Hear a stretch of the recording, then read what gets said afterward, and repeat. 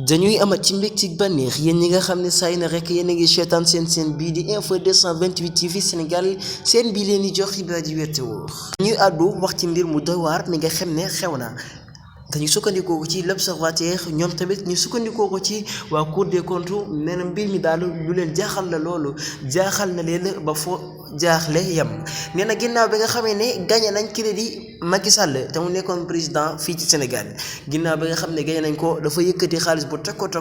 jox ko ci ñaari entreprise yoo xam ne ñi ngi fii ci biir Sénégal. le 9 février dañoo waxoon ne ay manifestation amoon na fi ginnaaw ci élection yooyu dañoo waxoon ne am na ay entreprise yoo xam ne dafa am loo xam ne dañoo am ay yàqu-yàqu gannaaw boobee Macky Sall yëkkati xaalis bu takku jox leen ko waa Cour des comptes loolu nag bokk na ci li leen jaaxal na leen loolu somme bu toll noonu naka la ko mën a jox entreprise yooyu.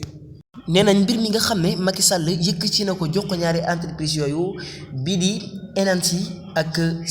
Sirène Afrique ñi nekk fii ci biir Sénégal ginnaaw boo xam ne Macky Sall tibb na ci keesu Sénégal jare ko ci wàllum ndàmpaay jox leen lu toll ci 5 milliards 694 millions 909 156 francs CFA lu toll ci loolu dafa jaaxal waa Cour des comptes nee na ci bu fekkee waa entreprise yooyu dañoo yàqule ay bagages it